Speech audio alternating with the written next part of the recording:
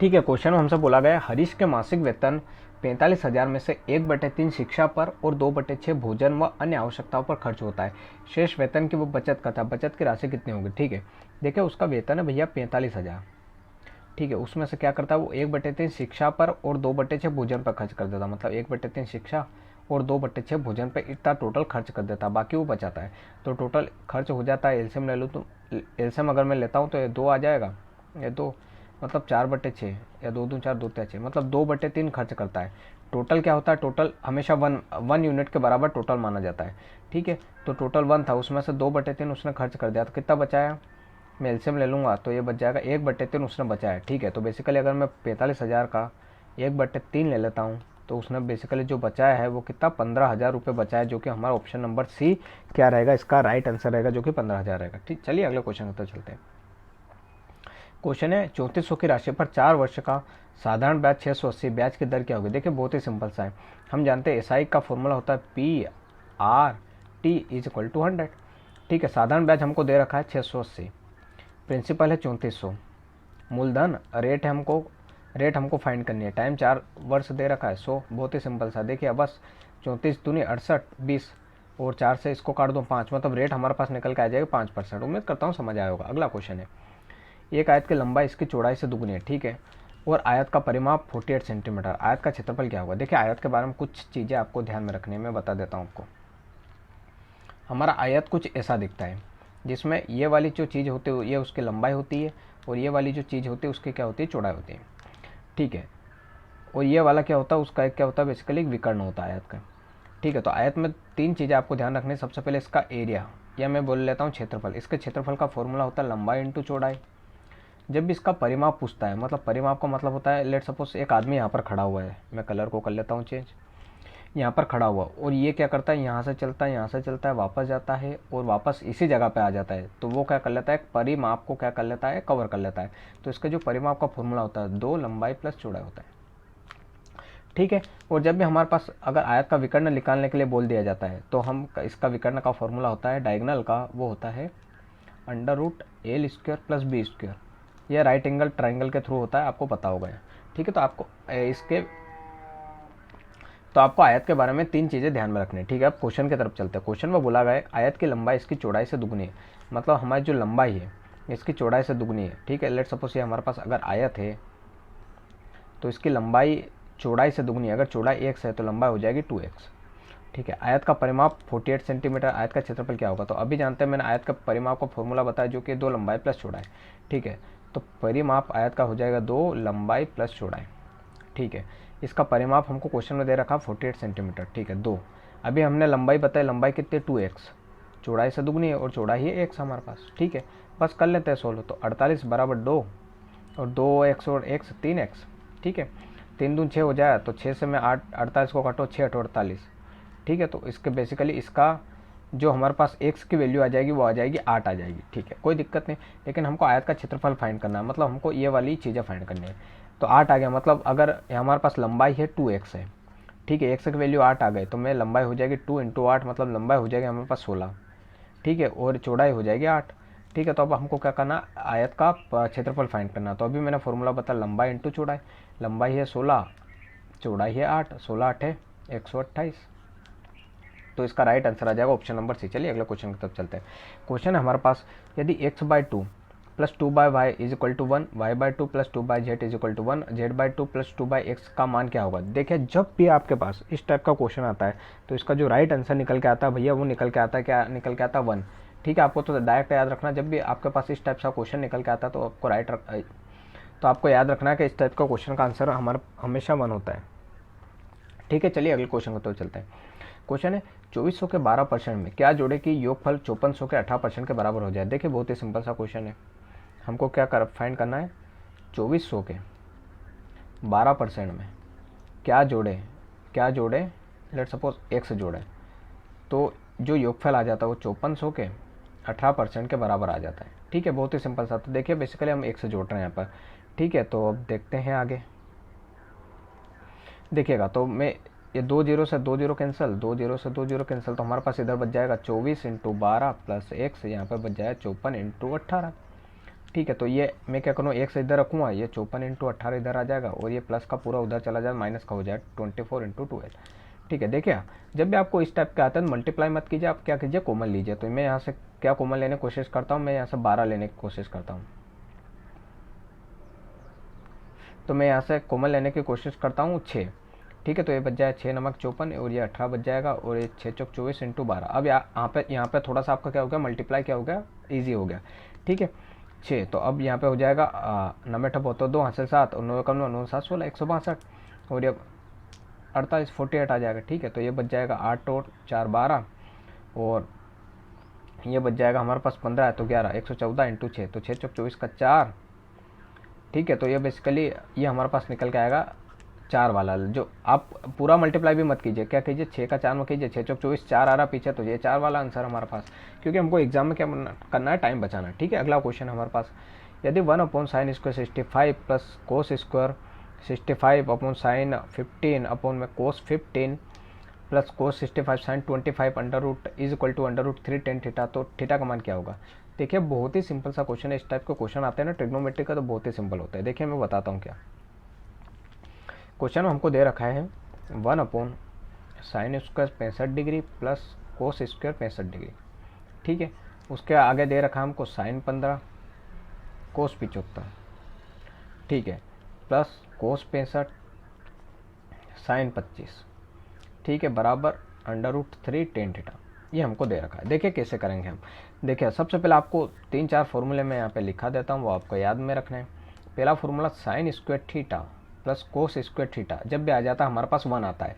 अब इस थीटा की जगह क्या हो सकता है, कुछ भी आ सकता है, मतलब साइन स्क्वायर थीटा की जगह 30 आ गया, 40 आ गया, 50 आ गया, कुछ भी आ सकता है, जैसे कोस स्क्वायर 40 आ गया। ठीक है, तो इसकी वैल्यू 1 रहेगी। ठीक है, तो इस वाले केस में हमारे पास आ जाएगा 1/sin² 65 प्लस कोस स्क्वायर 65, इसकी वैल्यू आ जाएगी 1 प्लस। अब एक और फॉर्मूला आपको फाइंड करना याद रखना है, जब भी हमारे पास देखिए साइन 15 जो होता है वो हमेशा किसके बराबर होता है, कोस 75 के बराबर रहता है। वो कैसे, क्योंकि यहाँ पर एक केस लगता है, इस वाले केस में रहता है जो हमारे पास ये वाले डिग्री और ये वाले डिग्री हमेशा क्या रहती है, किसके 90 के बराबर रहती है। जब भी हमारे पास कौन सा भी दो एंगल 90 के बराबर आ जाते हैं, जब मतलब इन दोनों का जो सम होता है वो 90 के बराबर आ जाता है, तो वो हमारा क्या हो जाता है, इक्वल हो जाते हैं। ठीक है, तो यहाँ पर हम इन दोनों का सम करते हैं 15 और 75 का, तो ये 90 के बराबर आ रहा है। इट मीन्स ये क्या हो जाएगा, साइन 15 जो हो जाएगा ये बेसिकली किसके बराबर हो जाएगा, कोस 75 के बराबर हो जाएगा, मतलब कोस 75 की जगह मैं साइन 15 रख सकता हूँ। ठीक है, सेम इस वाले केस में 65 और 25 का क्या हो जाएगा, इनका 8 करूँगा मैं तो 90 के बराबर हो जाएगा। इट मीन्स मैं कोस 65 साइन 25 को कोस 65 लिख सकता हूँ, कुछ भी लिख दो, बराबर 3 टेन थीटा है ही सही। ठीक है, तो ये तो कट जाएगा, ये भी कट जाए, तो हमारे पास बचा है 1 प्लस ये हो जाएगा 1 + 1 is equal to root 3 tan theta. यहाँ तक कोई परेशानी दिक्कत कुछ नहीं है। 1 2 3 is equal to under root 3 tan theta आ जाएगा हमारे पास। ठीक है, तो बेसिकली टेन थीटा की जो वैल्यू आ जाएगी ये 3 अपॉन में रूट 3 आ जाएगा। इस 3 को हम क्या लिख सकते हैं, रूट 3 मल्टीप्लाई रूट 3 लिख सकते हैं, तो रूट 3 मल्टीप्लाई रूट 3 अपॉन में रूट 3, ये कैंसिल हो जाएगा।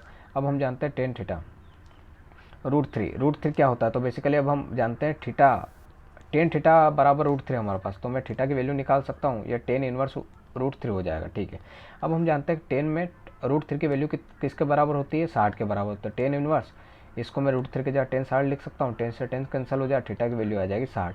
मतलब बेसिकली इसका जो राइट आंसर निकल के आता है वो आता है ऑप्शन नंबर ए। उम्मीद करता हूँ समझ आया होगा। अगला क्वेश्चन है, क्वेश्चन है 6/5 का, ये वाला क्वेश्चन है। देखिए सिंपल सा है, यहाँ पर जो हमारा रूल लगने वाला है वो लगने वाला है बोर्ड मास का। इसके बारे में थोड़ा सा मैं बता देता हूँ। देखिए बोर्ड मास के रूल में सबसे पहले हम क्या करेंगे, ब्रैकेट को सोल्व करेंगे। ब्रैकेट भी 3 टाइप के होते हैं, एक ये वाला होता है, एक ये वाला होता है और एक ये वाला होता है। तो सबसे पहले ब्रैकेट के अंदर ये सोल्व होता है, फिर ये होता है। उसके बाद ऑफ का हिंदी में मतलब होता है का, ये सोल्व होता है। फिर उसके बाद डिवाइड, फिर मल्टीप्लाई, एडिशन, सब्सट्रैक्शन, ऐसे चलता है। ठीक है, क्वेश्चन में हमको दे रखा है 6/5 का लगा दिया भैया, 1/3 प्लस 2/4 माइनस 5/6 का। ठीक है, 3/10 प्लस 12/20 माइनस 1/6। ठीक है, इसका हमको मान फाइंड करना है। ठीक है, तो देखिए सबसे पहले मैंने क्या बताया, सबसे पहले हमको ब्रैकेट करना है, बोर्ड मास नियम के अनुसार चलना है। सबसे पहले जो ब्रैकेट के अंदर की चीज़ें, इन दोनों को हम क्या करेंगे, सोल्व करेंगे। ठीक है, मैं कलर को थोड़ा सा चेंज कर लेता हूँ। देखिएगा तो ये 6/5 का तो ऐसा ही रहेगा। यहाँ पे इन दोनों को सोल्व करेंगे हम, तो ये हो जाएगा एलसीएम 12, तो ये बच जाएगा 4 प्लस वो 4 × 4 = 12, 3 दूनी 6 बच जाएगा। माइनस 5/6 का, यहाँ पे एलसीएम लेंगे तो एलसीएम आ जाएगा 20, यहाँ 10 दूनी 20, 3 दूनी 6 और ये बच जाएगा 12 माइनस 1/6। ये वाली चीज़ बच जाएगी। अब बचेगा 6/5 का, ऐसा रखेंगे 6 4 10/12 माइनस 5/6 का। ये का क्यों लिख रहा हूँ मैं बताता हूँ आपको, क्योंकि मैं यहाँ पे मल्टीप्लाई लिख दूँगा तो आप फिर कंफ्यूज हो जाओगे थोड़ा सा। 12 6 18 अपोन में 20 माइनस 1/6। आगे इसको सोल्व कर लीजिए। तो ये जो का रहता है ना, इसका बेसिकली कुछ मतलब नहीं होता। इस का मतलब होता है मल्टीप्लाई का साइन। इट मीन 6/5 मल्टीप्लाई हो जाएगा 10/12 के साथ, माइनस 5/6 मल्टीप्लाई हो जाएगा 18/20 के बाद माइनस 1/6। ठीक है, तो इसका मैं मल्टीप्लाई करता हूँ। 6 दूनी 12, 5 दूनी 10, 2 से 2 कैंसिल, 1 बच जाएगा माइनस 5/6 का मल्टीप्लाई करता हूँ, 5 चौक 20, 6 4 18, तो यहाँ पे बच जाएगा 3/4 माइनस 1/6। बेसिकली हमारे पास ये निकल के आता है। तो मैं इसका अगर एलसीएम लेता हूँ तो एलसीएम आ जाता है हमारे पास 12, तो यहाँ बच जाए 12 माइनस 4 3 12, 3 4 9 और 6 दूनी 12। ठीक है, तो 9 और 2 11, तो 1/12 जो है इसका राइट आंसर निकल के आता है, जो क्या आता है ऑप्शन नंबर से। उम्मीद करता हूँ समझ आया होगा। अगला क्वेश्चन है, देखिए क्वेश्चन है हमारे पास का मान किसके बराबर होगा। देखिए ये वाला क्वेश्चन है, बहुत ही सिंपल सा। देखिए यहाँ पे बोर्ड मास का नियम है, 180 डिवाइडेड पहले नहीं करेंगे, पहले हम क्या करेंगे ब्रैकेट को सोल्व करेंगे। तो हमारे पास है 2 दूनी 4, 4 दूनी 8, 2 की पावर 3 है मतलब ये 8 हो जाएगा, 3 की पावर 2 मतलब 9 हो जाएगा, प्लस 1 सेम यहाँ पर हो जाए 37 माइनस 20। अब हम क्या करेंगे, पहले अब क्या करेंगे, इसको डिविजिबल को करेंगे। ठीक है, तो 9 8 17 और 18 हो जाएगा, तो 180 डिवाइडेड बाई 18 प्लस 37 माइनस 20। तो ये 18 में मैं भाग दूंगा तो 10 बच जाएगा, 37 माइनस 20 बच जाएगा, 37 10 47, 47 में से 20 जाएगा, तो कितना बचा 27 इज द राइट आंसर आएगा हमारे पास। ठीक है, अगला क्वेश्चन है भैया का इसका इकाई अंक हमको फाइंड करना। देखिए बहुत ही सिंपल सा, इकाई अंक फाइंड करना तो पीछे पीछे वाले को मल्टीप्लाई कर दो। 6 चौक 24 का आ जाएगा 4, 8 चौक 32 का आ जाएगा 2 और 4 दूनी 8, मतलब इसका राइट आंसर आएगा 19 का, ऑप्शन नंबर बी आएगा। ठीक है, चलिए अगला क्वेश्चन की तरफ चलते हैं। अगला क्वेश्चन है, एक रस्सी को 3 अलग अलग भागों में विभाजित किया जाता है। पहला भाग पूरी लंबाई का 1/5 है, दूसरा भाग पहले भाग का 3/2, ओके, तीसरा भाग रस्सी का कितना अंश है। ठीक है, देखिए 3 रस्सी को अलग अलग भागों में विभाजित किया जाता है। ठीक है, एक रस्सी को तो हम जब भी एक रस्सी हमको दे रखी भैया, ये लेट सपोज हमारे पास ये वाली क्या है, एक रस्सी है।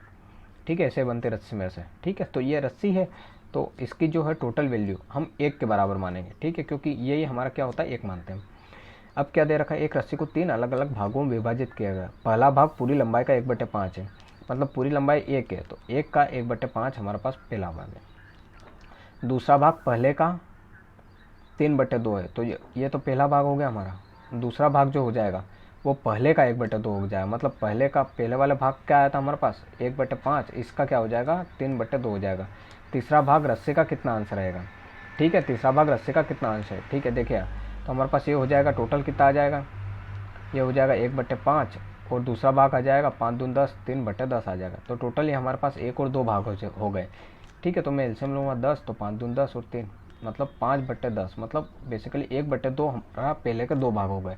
ठीक है, तो अगर मैं 1 में से 1/2 माइनस कर दूँ तो आखिरी वाला भाग भी कितना हो जाएगा 1/2, मतलब लास्ट वाला भाग का आंसर आ जाएगा 1/2। उम्मीद करता हूँ समझ आया होगा। अगला क्वेश्चन है, देखिए ये वाला लास्ट क्वेश्चन रहेगा हमारे पास। तो हमने एनटीपीसी सीबीटी 1 की एक शिफ्ट कंप्लीट कर लिया। अब डेली आपको ये रिपीटेड वीडियो, अब रेगुलर आपको एक शिफ्ट के वीडियो मिलेंगे। ये वाले जो है हमारे आरआरबी ग्रुप डी एग्जाम और एनटीपीसी होने वाली सीबीटी 2 एग्जाम के लिए इंपॉर्टेंट रहेंगे, क्योंकि ये हमारे लेटेस्ट टीसीएस बेस्ड क्वेश्चन है।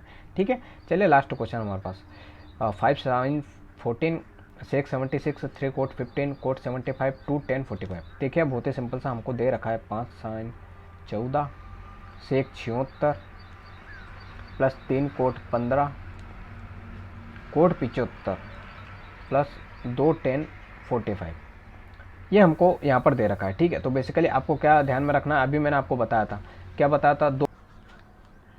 ठीक है, तो अभी मैंने आपको ये वाला फॉर्मूला बताया था कि कौन सा वाला, जस्ट साइन क्या होता है ए कोस बी के कब बराबर होता है, जब ए प्लस बी का योग क्या होता है 90 डिग्री के बराबर होता है। ठीक है, इट मीन्स अगर ये हमारे पास ए 44 है तो कोस बी 46 होना चाहिए, कोस बी होना चाहिए 36, है ना, ऐसा कुछ। ठीक है, तो उम्मीद करता हूँ आपको 46 होना चाहिए कोस बी, तब जाके हमारा क्या हो जाएगा ये 90 के बराबर हो जाएगा। ठीक है, तो क्वेश्चन हमारे पास 5 साइन 14। ठीक है, सेक 76 को हम क्या लिख सकते हैं, हम जानते हैं जो कोस थीटा होता है वो 1/सेक थीटा के बराबर होता है, या सेक थीटा होता है 1/कोस थीटा के बराबर होता है। ठीक है, तो मैं इस सेक 76 को लिख सकता हूँ 1/सेक कोस 76, मतलब कोस 76 लिख सकता हूँ, कोई दिक्कत नहीं। 3 कोट 15 ठीक है। ये जो कोट 75 होता है, ठीक है, इसको ऐसा ही लिखेंगे अपन, कोट 75 इस वाले केस में। और 2 10 45, 10 45 का मान हमको पता है जो कि 1 होता है, ठीक है। अब उसके बाद 5 हम जानते हैं इन दोनों की वैल्यू क्या हो जाती है, 1 हो जाती है, वो मैंने पिछले वाले क्वेश्चन में बताया था आपको। 3, अब यहाँ पर क्या है, कोट ए कोट बी, तो यहाँ पर 15 और 75, जब इन दोनों का योग क्या हो जाता है 90 डिग्री के बराबर हो जाता है, 75 और 15 का, तो हमारे पास क्या आ जाता है, जैसे कोट ए बराबर कोट बी कब होंगे, जब a प्लस बी का मान क्या हो जाएगा 90 डिग्री के बराबर हो जाएगा। इट मीन्स कोट जो हो जाएगा वो क्या हो जाएगा 90 डिग्री के बराबर हो जाएगा, बेसिकली इन दोनों की वैल्यू 1 आ जाएगी, ठीक है। तो ये 1 हो जाएगा, ये 2 हो जाएगा, तो 5 + 3 + 2, तो 5 3 8 और 2 10, तो इसका राइट आंसर निकल के आता है वो 10, ठीक है। ये जो रहेगा 10 रहेगा। तो उम्मीद करता हूँ आपको ये वाला